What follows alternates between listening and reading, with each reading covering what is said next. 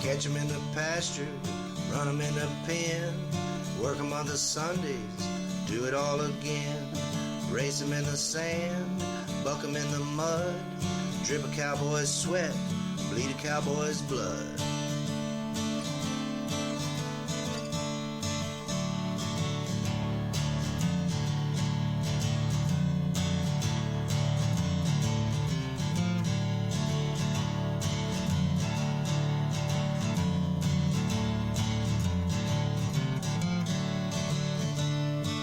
We gotta talk.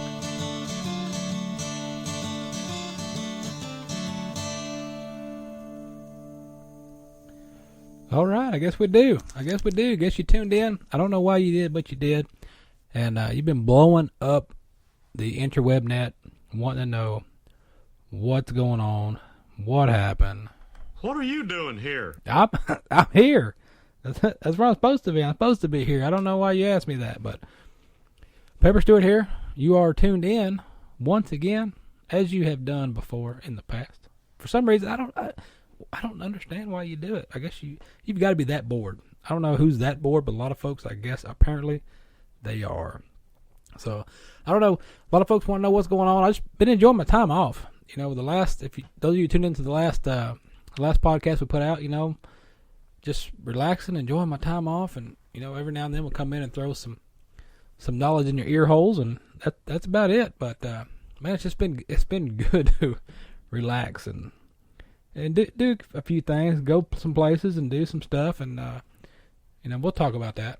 We'll talk about it. We'll talk about some of the places that I've been over the past. I don't know how long it's been, but I've been doing some stuff. Got some great stories, some good stories. Oh, you're gonna enjoy this stuff. There's some good odd stuff here, and you know, cattle market's hot as it's always been, hot topic all the time. What's going on with that? And then you got China. You know, everyone wants to know what's going on with China. They're gonna buy some beef or not. So we're going to dive into that a little bit. We're going to talk about some prices and the rain. I don't know where you are in the world, but here in Texas, it has been raining. Seems like forever. That's no joke. It's been raining a lot of rain here in Texas. Exactly. So everything's flooded. You know, I was out there today trying to fix the gate. One of the gates where the cows cross over to eat, I've, you know, wore it out this winter, crossing it, putting out hay back and forth, and it just made one heck of a mud hole. And the last couple of times I've crossed it, it nearly wants to sink the tractor, so it's getting bad. So I went and got some dirt, put some dirt in it today, and that just made it worse. Just made it more of a mud hole. So looks like I'm going to have to go cut the fence, put in a new gate somewhere else where they can cross over. And it's bad on the cows, but them calves, you know, there's a couple little calves, and they look like they may get stuck in the mud. I don't want that to happen. Don't want them to get stuck. So I don't know what you guys been up to. That's what I've been up to. Before I get into these stories, I guess we'll just discuss what is going on. Don't forget, in February of next year, the PBR Global Cup is returning to AT&T Stadium. So don't miss that. It's going to be some great action. If you missed it last year or watched it on TV, you need to go out there and watch it in person. And I'm pretty sure somewhere on the interweb net, I'll be throwing you guys some tickets somehow or another. Because we've been doing that forever, so we'll keep on keeping on. But, man, we got some stuff today. And another thing, I got probably 15 emails the other day about something. So let me run through that right quick for you guys to get that out of the way. There's a new show coming out. It's probably going to come out this summer. That's called The Opinionated Cowboy Show. The Opinionated Cowboy Show. It's a talk show. It's a little bit different than what I do. It's going to have some different flavors, some different things to it. I've joined up with that to shoot a pilot, and we're going to shoot some pilots and a little bit of stuff to get that rolling. So I did sign on to do that. Just it's not going to be a full-time bam in your face weekly deal. You know, it's going to be a random deal, and I'm going to help out with that and be on that a little bit. So if you're seeing that on the internet, you're seeing the Opinionated Cowboy Show. That's what that is. I'm gonna be on that just a little bit with Daryl. He's heading that up, and a lot of folks seen him on the show. He was on the show with me for probably about a year back in, I guess, 2016. We did a lot of shows together, and I had a great time, a lot of fun, and really enjoyed it. So when this came about, I thought, hey, what the hell? I'll jump in there with you, and we'll shoot some stuff, and you never know what's going to happen. So if all those emails about that, there is your answer. You got it right now in your cranial cortex. So what have I done? Man, what have I done? I've done a lot. In the last episode, we talked about the roping. All right. I have toyed and BS'd for years about team roping. And I always said for the last, I don't know how long it's been, 20 years or so, that I've been out of the arena competitively. As far as rodeo arena, ranch horse events, I've done a lot of those over the years. But as far as rodeo events, and I always said, when I get too old to do anything else or bust it up or whatever, I'm going to go team rope. And I've been BSing that story for I don't know how many years. So this is what I did. TV show was done. I was done. Got my horses up, loaded them up, and I've been going out and doing some team roping, or attempting to do some team roping. And man, it's been a learning experience, to say the least. How you always have the back and forth between both ends of the arena. You got the rough stock guys, and you got the team roper or the roper guys, the mounted guys on the one back. You got the back and forth. Well, yeah, it's still the same. It's still the same. Dylan, God, I'm making myself in so much trouble. But it's a different atmosphere. It's just not something I'm used to. It's working out. Not really, but I'm left-handed, so that's you always see my ads that I do for Cactus Ropes, the ranch ropes, because they make left-handed ropes, and ranch rope. I've been using ranch ropes for years, and they're great, they're nice, and I've got some Cactus Rope heel ropes that I've been using at the team ropings, and I've got some of those. But here's my problem, guys. Here's a problem. For one, trying to get matched up with a guy that doesn't mind practicing. Because a lot of the ropers I've been going to, a few of these guys I get matched up with, I don't know what they're thinking. But a lot of times I'll get in the box, and I'm heeling. So these guys will get out and they'll take off and they want to run that steer to the other end of the pen before they catch it. And I'm just like, what are we doing? Run out there, catch it, turn it, let's go. They run to the other end, or a lot of times they'll just chase a steer down the arena, they'll head it and just, track it on to the outgate like they're trained on their horse. Well, if you're going to do that, tell me. Say, hey, don't worry about coming out because I'm just going to play with this steer and go the other end of the pen. That would be helpful.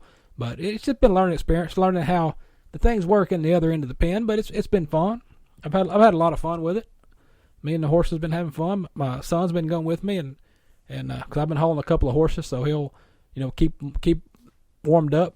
The horses warmed up for me as I'm rotating through horses, and It's been a good time, but here is the deal. I don't have a good swing. My swing sucks.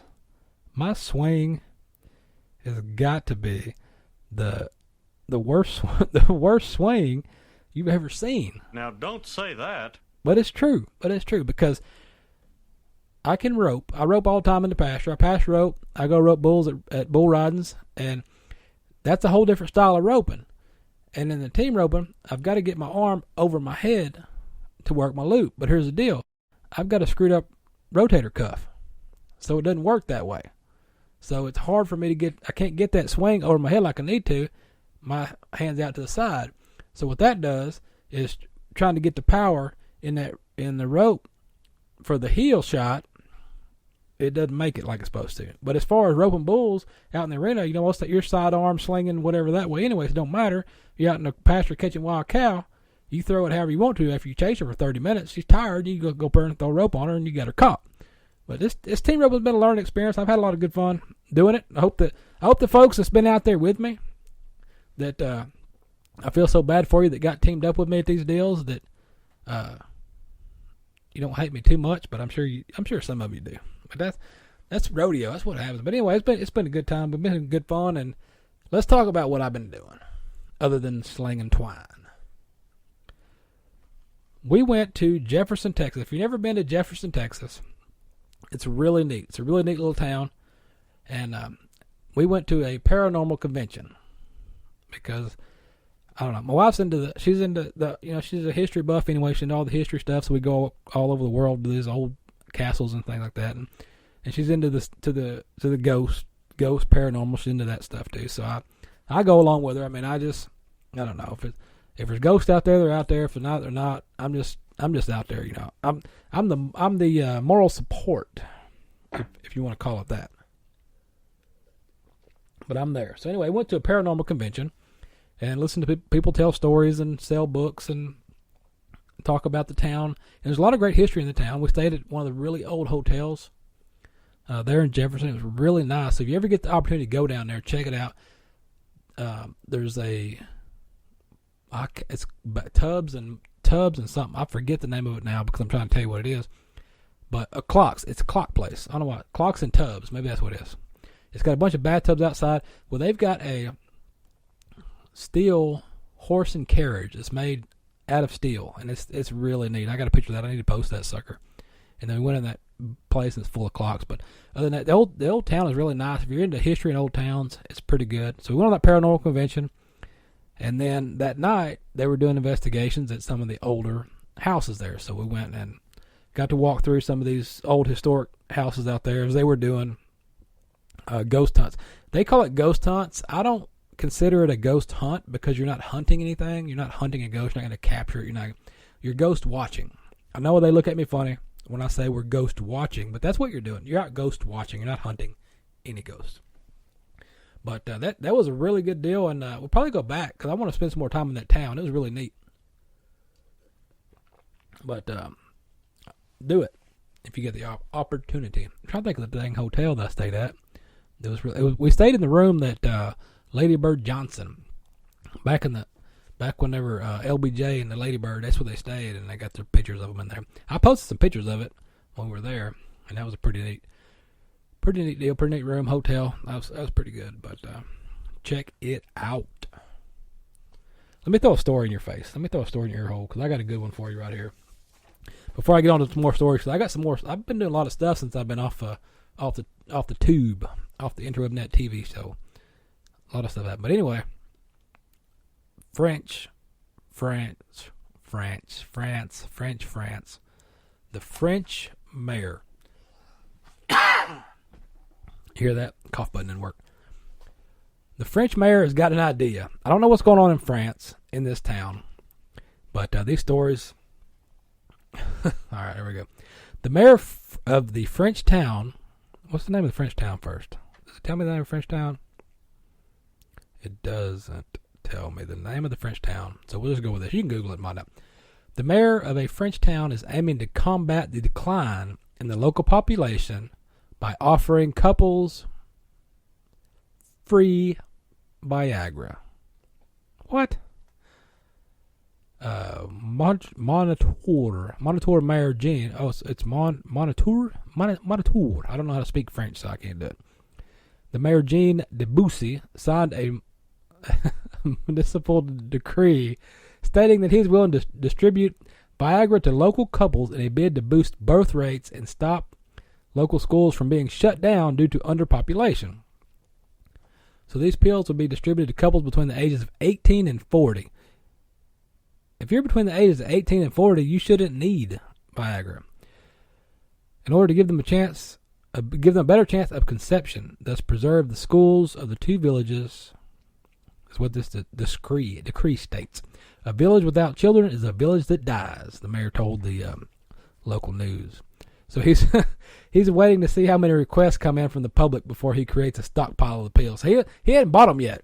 He just put it out there. If you guys want to, I'll get some in here. So some critics have questioned whether his plan is even legal, as Viagra can only be obtained in France with a doctor's prescription. Oh man. It's like you got a problem with concentration. No. Conception, not concentration. Come on. So if you're between the ages of 18 and 40, do you need Viagra? I don't think you do. I don't know.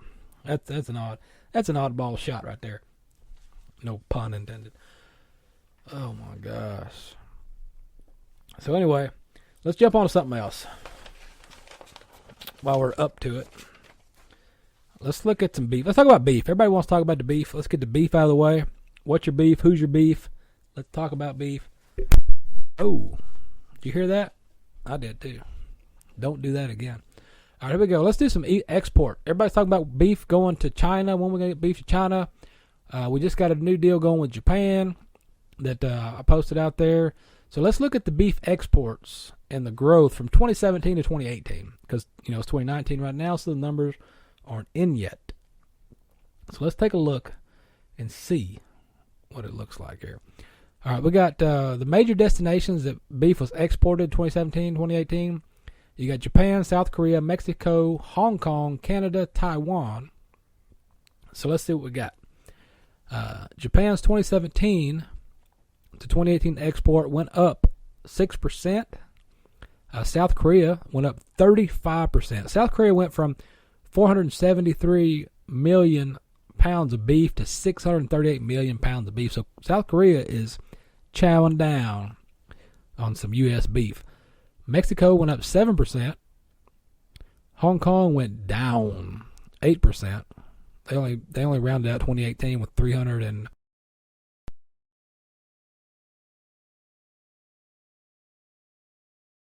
million pounds. We got Taiwan. They went way downtown brown. They decreased 34%. Wow, from year to year. They jumped. They only went 185 million pounds of beef. What are you eating in Taiwan? You're not eating some U.S. beef. That's what's for dinner. Sale barn reports. If you go to pepperstewart.com, click on livestock reports, you can see the current markets from pretty much most of the major auctions in Texas, a couple in Oklahoma, Louisiana, and Arkansas. And I believe we even threw in some Kansas. So if you want to check some market reports, go to pepperstewart.com, click on livestock reports, and just check it out, because there's also some sale flyers. Some of these different auctions have special sales and things, and we've got those on there too, so check them out. But right now, we're going to look across the US of A and see what the prices look like. So let's jump on to let's just go with your 500 to 600 pound. What do you want to do? Let's do steers. Your 5 to 6 weight steers average out. Let's see, in Athens, Tennessee, $1.55, $1.82. Let's go to Wisconsin, $1.50, $1.80. Let's jump down to Indiana. You're looking $1.30, $1.51. California, $1.40, $1.85. Let's jump down to Arizona, $1.65, $1.83. Pratt Livestock in Pratt, Kansas, $1.71 to $1.83 is pretty good. Oklahoma National, $1.64, $1.88. And down in Amarillo, Tejas, $1.45 to $1.55 a pound. That is your 5 to 6 weight steers right there.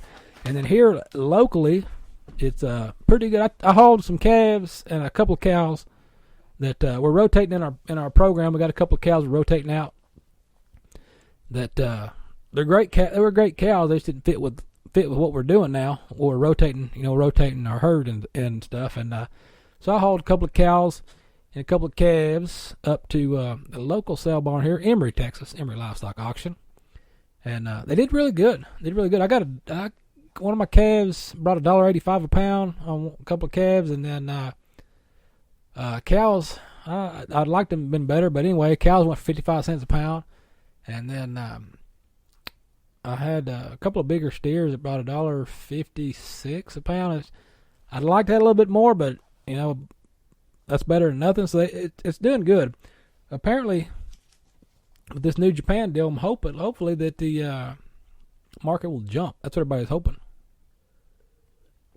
Because what's going on with China, nobody knows, man. With those tariff this, tariff that, and all that, that's kind of what happens. So much stuff is made in other places. That's what happens to you when you rely so much on other countries, when you can make a lot of stuff here. Yeah, it's going to cost you a little bit more, but that's what happens. It's fixing to cost you a little bit more anyway when they start playing this tariff war over overseas. And the thing about that is, you got to wonder, a lot of these companies that buy stuff from China, they've got stockpiles in their warehouse. Walmart and all them places that buy Chinese stuff. Just about everything you get is made in China. Well, people's got that stuff stockpiled in the warehouse. So when these tariffs,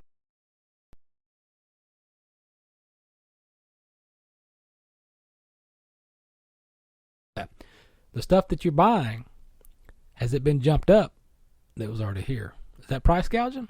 What do you think? So that's, you just got to, that's different things you think about, things you wonder about. But anyway, while we're talking about beef and stuff, man, everybody is all up in arms about traceability. I wrote articles on it. There's stories about it. It's back, it comes and goes. They had the cool, they had cool out there for a while, the country origin labeling, and then they got rid of cool, and then they got this, and they got that, and they're trying that.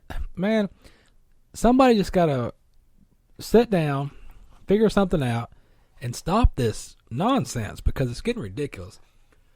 Traceability is a big deal. If you remember back when I had talked to Catherine from Ireland, who's a cattle rancher in Ireland, also a journalist over there, and they talked about their traceability stuff and how strict it was over there. That when you sell cows over there, every time that calf cow changes hands, it devalues every time it changes. And those animals are traced from birth to plate. So it is real strict and stringent, and that's kind of one of them deals, and they're having issues over there now with different things. If you pay attention to the worldwide markets, and they've got stuff going on with that. And so there's another story that came out this week, and now they've created something called the Producers Traceability Council. Okay, Producer Traceability Council. But when all these different things comes out, you need to look deeper into whatever the program is, wherever it comes out from. Look into it, look deep into it, and see who created it, where'd it come from, and who's benefiting. Who's benefiting? Who benefits the most from this program? So it's one of those deals you need to dive into, because I know when the BQA, the Beef Quality Assurance thing, came out, a lot of folks did it. A lot of folks complained about it, didn't want to do it. You had some major restaurant chains that were rotating their processes to where they were only going to purchase beef from, BQA producers, and then they were only going to, haul in from BQA certified haulers, and a lot of people complained about, well, why are we doing this? Why are we going to be that? Well, the BQA beef quality assurance is free to take it. It's basically stuff that you already do, so it's not like you're having to learn anything new. It's pretty much everything that you should be doing. And if you're not already doing it, then it's information that could help you, but it's not something you have to do. Does it add quality or quality? It adds quality to your beef. Does it add price to your beef? It hadn't been around long to find out, but it's free, so why not do it? Anyway, let's look at this producer council. Okay, this consensus key elements on increased cattle traceability in the U.S. Let's scan over this article here from Katie. Let's see here. As those of you know that have watched this show for many years, there's no proofreading, no teleprompters. We just roll and stroll and pro-fold, right? All right, here we go. Let's see. Meeting last week, Producer Traceability Council reached consensus. 2 major points increase since the number of cattle identified in the U.S. The U.S. Council agrees the best prediction moving forward is to work towards adoption of the high-frequency, ultra-high frequency, the UHF radio identification system.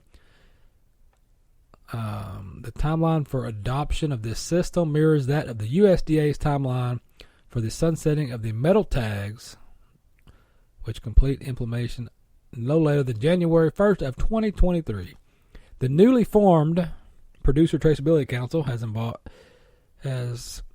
evolved and it was established independently of cattle traceability working groups. What? They're just making up stuff at this point. The focus specifically on ways to increase numbers of cattle identification, electronic identification, cattle identification master stores, but all right. The cattle traceability issue is complex and concerns nearly everyone involved in production marketing. Basically, what they're talking about. I'll give you a breakdown of kind of what they're trying to do, but then it's hard. It's going to be hard to implement something like this on a national scale, because you're still going to have people that don't do it. You're going to have the old timers that won't do it. I've got old timers with cattle down the road from me that I don't think they've ever given a shot to any of them. I don't think any of these cows ever had a shot, ever been vaccinated, ever been wormed. And this is what this traceability thing is trying to do, where we can figure out, okay, well, those cows never been worked, nothing been done to them.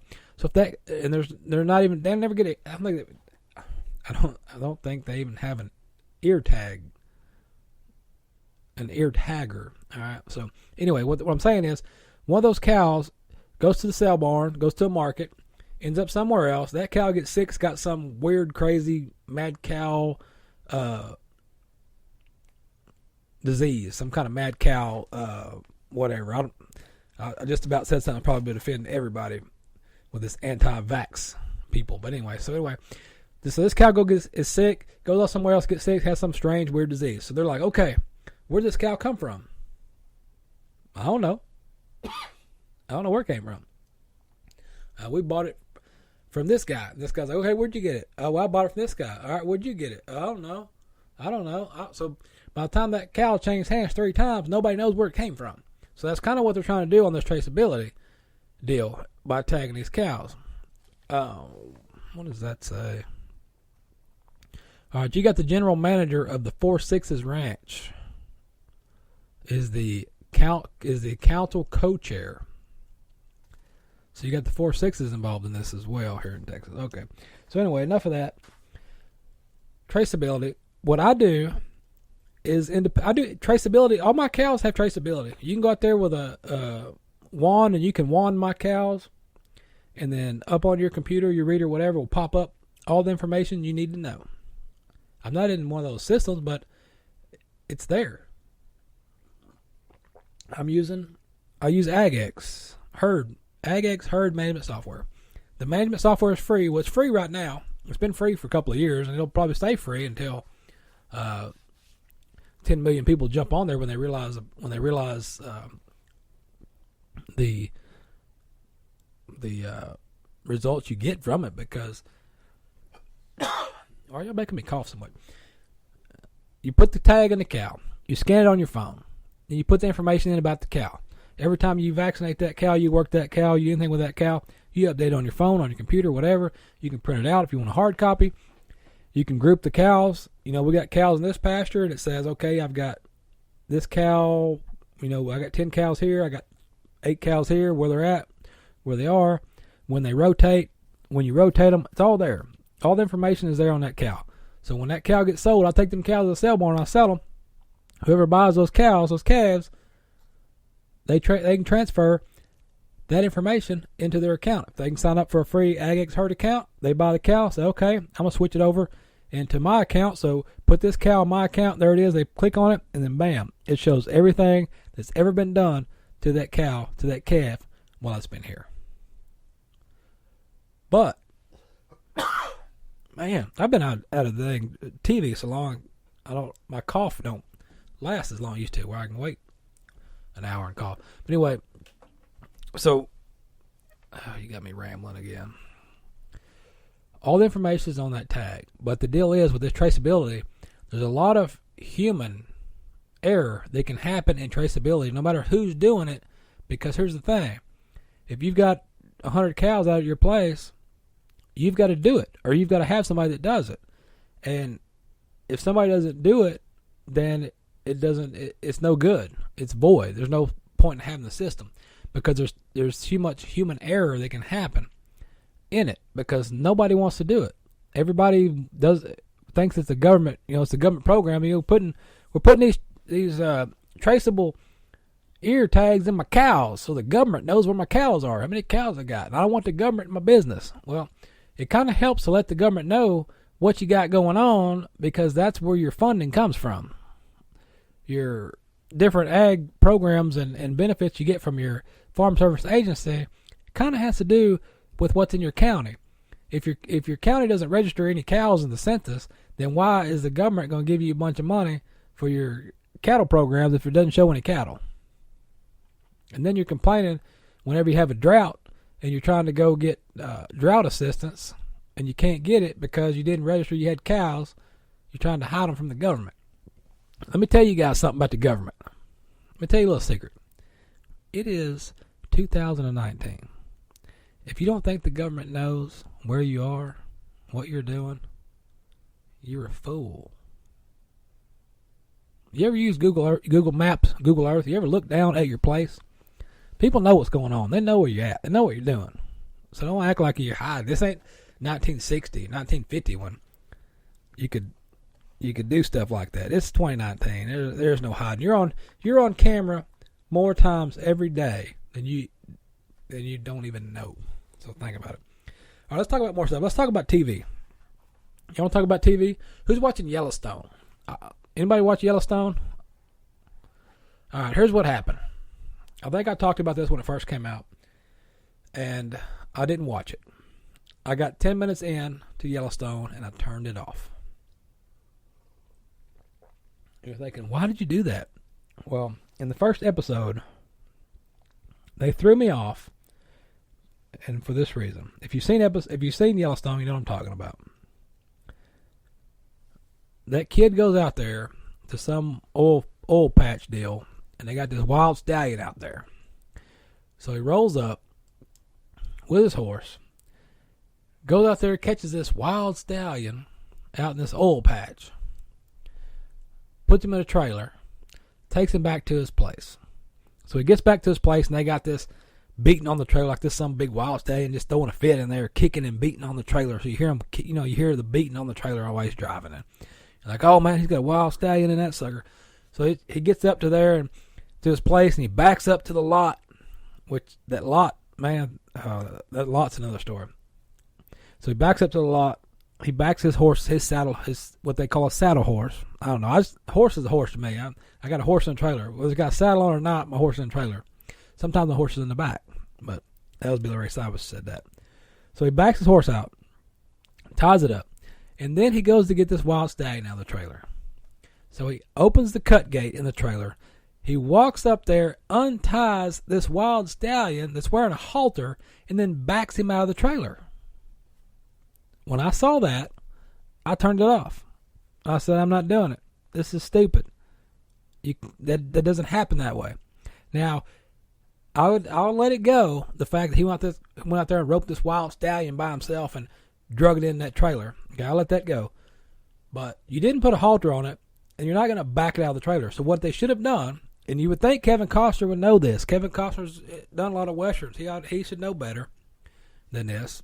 But when that trailer backed up to that lot, the best thing for them to do to ensure they're realistic was to, when he opens that cut gate, that horse comes flying out of that trailer, running full, come flying out and running in that lot. That's realistic. Not, I got a halter on him and a rope halter on him, and I'm backing him out of the trailer, because that lost me, so I didn't watch it at all. Yellowstone was dead to me. Well, fast forward till about a month or so ago. I ain't got nothing to do. I'm not doing TV. I ain't got anything to do. So somebody kept talking about Yellowstone. They kept wearing me out about this dang Yellowstone. So what I did, I got on the internet like old folks do, and I ordered the DVD. Got the DVD in the mail. Put it in and watched the whole first season. The storyline's pretty good. That's pretty good. Now, there was still some stuff that threw me off about it, that didn't sit right with me when you got the ranch manager of the place is out there riding a cutting saddle. If you pay attention, he's riding a cutting saddle out there. And then you had the calf. The cow's having a calf. They run to help pull the calf. They pull the calf out. They pop that sucker out. That thing hits the ground and takes off running. That don't happen in real life, guys. Not real. So, other than that, there's a few other things in the movie, or in the episode, movie, whatever you want to call it, miniseries, that kind of rubbed me the wrong way. But I got, it's TV. It's movies. They can't always be right. And there's got to be somebody in there that they can tell them. If they need me to come help, I will. I did that when I was on Dallas. The new Dallas they filmed here in Dallas, the new Dallas with the kids, whatever, and I was on that deal, and had a talk with their people about the hats they were wearing. We talked about that, and then about the episode where they had round bell rings out there in the pasture, and they had a round bell ring. And so they drove the truck out there, backed the truck up to the round bell ring, and they got in the back so they could have their dialogue conversation. And they were taking square bells out and throwing them into the round bell ring on Dallas, yeah. So anyway, if you guys need help, give me a call. I'm on the internet. You can find me. So anyway, Yellowstone. Anyway, I'm kind of on board with it now. So I got to overlook some things, but other than that, it's a pretty good show. It's going to restart here pretty soon, so I'm going to check that out. And also, Movie People. If you have not forgot about a show on HBO that's been off the air for a while, but they finally made a movie. Do you know what that movie's called? Do you know what that movie is? Did you watch the series? Do you know? It's Deadwood. Deadwood, the movie Deadwood is coming back. It's not coming back. The Deadwood movie is airing at the end of this month, the end of May 31st, 2019. Really? Yes. And it's going to be pretty good. I don't know how if it's going to do a lot of flashbacks with to try to catch everybody up, but it's supposed to be like 2 hours. Huh? Yeah, 2 hours. A 2-hour movie of Deadwood. So that's going to be pretty interesting to see how that goes. So I'm interested in watching that. I went to jail. I was in jail last weekend. Last Saturday night, I was in jail. Did you not see that on the internet? I was in Palestine, Texas, in Anderson County. I was in the Anderson County jail Saturday night. Yep. We were at the, what was it called? I don't know. It was another one of those ghost watching events. Anyway, you can go at certain times. It's put on by Haunted Rooms America. And they have places all over the U.S. you can go to. And this happened to be in Palestine. So we went to the Palestine, Texas, Anderson County Jail. It's been closed. It's an old jail. It's been closed for a while. But you can go to the jail. They've got a bunch of stuff set up for ghost watching. And you walk around all through the jail on the 2 floors. And then at midnight, it's time to go to bed. Yes. At midnight, you drag your sleeping bags in there, your lantern, and you pick a cell and you go to sleep. That was interesting. So I spent the night in jail. So now I can tell folks I spent the night in jail. A lot of people are shocked by that. They're like, "You have never been in jail." No, I've never been in jail. I'm not saying I never did anything wrong. I'm not saying I never did anything wrong. We'll leave it at that. But I never went to jail. Never been arrested, never went to jail. And I want to keep it that way because I understand why it's called the pokey. So anyway, I spent the night in jail. So that, is that a bucket list thing? I don't know. Do people put that on their bucket list, spend the night in jail or going to jail? I don't know if they do, but I guess I can scratch that one off. Let's look at this. I got another story for you. It's not about the French, but did you ever rent library books from the library?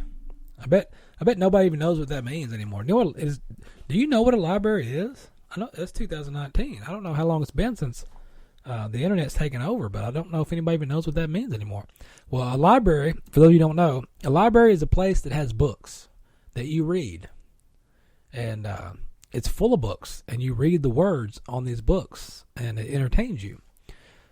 It's called a library. Google it. All right, here we go. A rare book was returned to an Irish library Library. Almost how many years overdue? A lot overdue. It was very overdue. An Irish library was surprised after a rare book was returned 80 years past its due date. 80 years. Is that like a nickel a week for 80 years? How much is that? The Donegal County Library confirmed Sunday that a copy of Annie M.P. Smith's book, The White Owl, was returned to its Goeth Dobhair. I don't know. I was in Ireland not long ago, but I still can't speak the words right. On Friday, nearly 82 years after it was checked out in 1937. 1937. The county library shared the photo of the book and its library stamp on their Twitterverse. The book was checked out July 23rd, 1937. 1937. Better late than never. Took nearly 82 years, but the book, The White Owl, finally found its way back to the library. The book was returned to the library on Friday after being on loan since 1937. What the Post reads on their Twitterverse. Relatives of the person who borrowed the book found it during the house clearance at their home in Falconry. The book was supposed to be due 14 days after it was checked out. The Irish Public Libraries ended overdue fines in January. The average overdue fee was 5 cents per day, meaning that the White Owl would have been around $1,428. Well, knowing that, when you took the book back, I just say I found it. Wouldn't as because you go and tell them, yeah, this is my grandpa had this book. All right, well here. What's that? That's an invoice for $1,423. I don't know. That's interesting because who checks out books anymore? Does anybody even go to the library anymore? I wonder about that. Even kids in school, college kids, they go to the library and check out books to study, because what book are you going to check out that you can't Google? Or is that such a thing? I don't know. I haven't been in school in a long time, and it shows. It shows a lot. Story time. All right. This is going to make you mad, especially if you're a dog lover. But this is also great because in America, you have choices. You can choose to go where you want to go. Much like Chick-fil-A. Everybody's all upset about this stupid Chick-fil-A. They're passing some law about Chick-fil-A. I don't know what it's about because I don't really care that much, other than it's funny to see people complain about a restaurant. And this is my deal. They don't want this Chick-fil-A restaurant. Somewhere they're trying to put one in, and the people are like, we don't want it there because you give money to this, that, and the other. Okay, here's the deal. If you don't like the place, don't go to it. And if enough people don't go to it, it's going to close. If it opens, it's not going to be open long if it doesn't get any business. If it stays open long and gets business, then it just shows that y'all are crying for no reason. Because a lot of folks don't think the way you do. I don't know exactly what the deal is because I didn't care that much because I don't like the sandwich there. It's just it's a plain chicken sandwich. I don't like it. So and that's choices. You have a choice.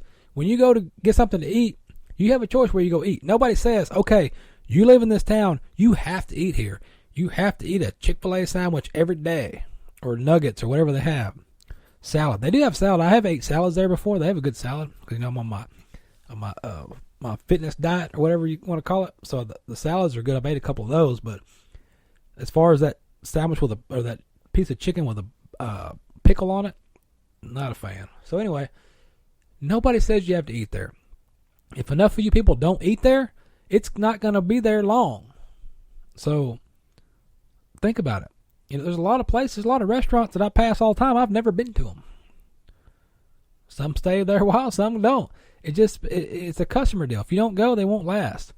And I don't understand why people do that. They get all bent out of shape about a business or a store or this, that, and the other, or a place that makes cakes, or it's like, then don't go. If you don't like it, don't go to it. There's a lot of channels on TV that I watch. There's some that I like, some that I don't. You know about those channels that I don't like? I don't watch them. Think about that. Could you imagine if you went through life not doing something you didn't want to do? Didn't worry about it? Think about that. I don't want to watch that show. Okay. Well, I don't watch it. Simple enough. Speaking of watching shows, Game of Thrones. Game of Thrones. I watched Game of Thrones. Not every episode. My wife watches that stuff. I've watched the entire, whenever it started until whenever it ended the other day. And I've seen, I don't know, probably 90% of them. I still don't know the names of the people. I don't know what they're fighting for. I don't know what it's about. I just know there's some dragons and some dead people that walk around. And everybody's got swords. They cuss a lot. And that's about all I can tell you. There's a tall guy, there's a short guy, and there's a guy that's doing his sister. I do know that part.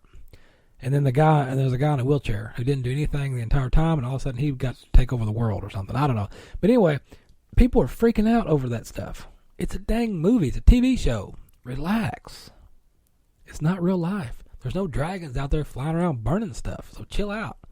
I don't know why people get so upset. And then in the entitlement of today's generation, all these spoilt brats didn't like the way the show was going, so they signed a petition. We want you to redo it. It don't work that way. You don't redo it. You don't like it, don't watch it. Go watch something else. So speaking of don't like, don't watch. Here we go. Right here down the road, but down the, I don't know, a few towns over, not far, probably an hour from me here. Plano, Texas. Plano, Texas is doing something. And I probably won't go because I don't want to be in this. Because when I tell you about it, some of you are gonna be like, "Oh, this is great! I can't wait to go do this." And some of you are gonna be like me and go, I'm not going to sitting in that." So here we go. K9 Cinemas in Plano, Texas gives moviegoers the opportunity to watch older films with up to 2 of their dogs.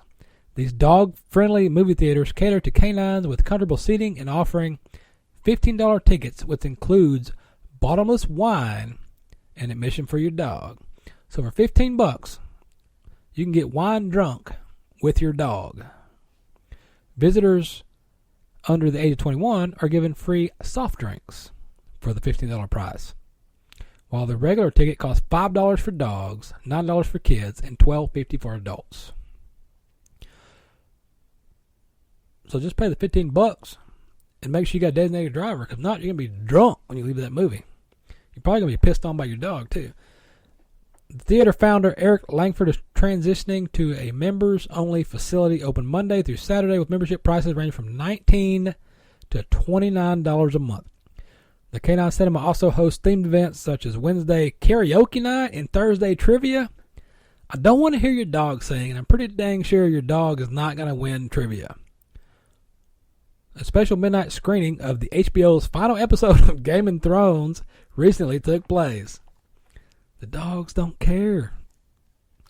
Visitors must follow the theater doggone rules, which includes having to, here you go, this is what I'm talking about, having to clean up after your pet, keep them on a leash at all times, and provide valid paperwork proving that your dog is up to date on their shots. So anti-vaxxers can't take your anti-vaxxed dog there. And that each guest can only bring up to 2 dogs. We have a big heart for our furry family members in our lives and believe they should get to go out on the town too. No, your dog doesn't need to go watch the movie, because you're going to be all upset trying to watch the movie and your dog's going to pee on you or pee on somebody else. They're going to be barking. They're going to be trying to run around. So basically what they're doing is you're going to take your dogs up there, hold on to 2 dogs, and drink wine, get wine drunk. So what you're going to do, you got dogs crapping all over the theater. You got wine spilt all over the theater. It's going to be one heck of a mess. It's going to stink to high heaven. I don't think that's where I'm going to be. So I'm going to pass on that. Now, all you winos that are big into wine drinking, you can go watch a movie for $15 and get drunk. So you better get a designated driver. Don't be driving drunk. Don't be an idiot. Don't be stupid. You know, if you drink and drive, you are an idiot. I just told you that. You are. You know you are, because that's just dumb. It doesn't make any sense. Once again, it's 2019. You got strangers that'll come pick you up and take you home. You know, back in the 60s and 70s, like, stay away from strangers. Don't get in strangers' cars. And now you just get on your fancy phone and just call up a stranger to come pick you up and take you home. So you can do that. Oh man, I don't know. Well, I don't know what to tell you guys. I've told you just about everything I could tell you. I guess we can round it out with a good tune though. We got Cheryl Desiree. She's been on the show before, and she's got some great tunes out there. So what I'm going to do for you guys, I'm going to throw a tune in your ear hole. So if you want to enjoy this tune, here it goes. If you're done, then hey, pepperstewart.com. Go there, look around, check things out. Be sure you subscribe on the podcast sites, and jump on the YouTube too. Podcast sites, YouTube sites. Subscribe to everything. Check them out on the Book of Faces. A lot of stuff going on there too. Instagram, Twitterverse. So check it out. And until then, enjoy this tune from Cheryl Desiree.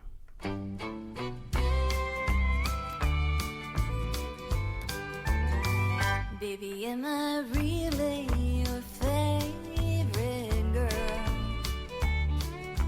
The one that you want most in the world? Am I in your dreams when you hold her near? Or are you saying things you think I want to hear? Baby, you don't owe me a thing, 'cause I don't wear your ring. Don't bother acting like you're walking. I know that's just your pillow talking.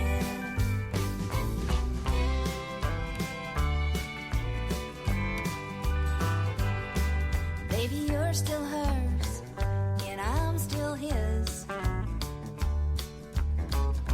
So let's just call this what it is.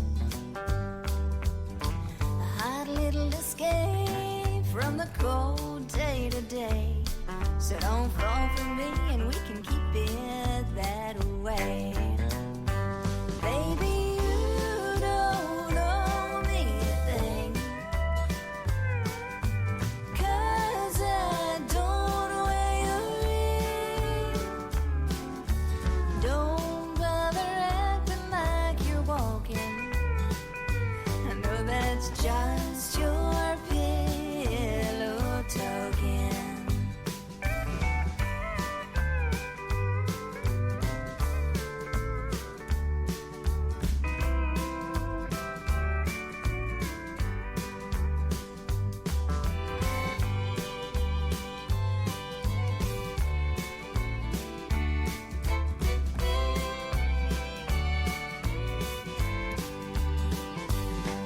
In another life, another time, I could have been yours, and you could have been mine. But for now, Oh yeah, good stuff right there. So hope you guys enjoyed it. Hope you had a good time. As you always do, be sure to subscribe, because you never know when another one of these is going to pop up in your ear holes. So don't forget to click it. I apologize for yelling at you.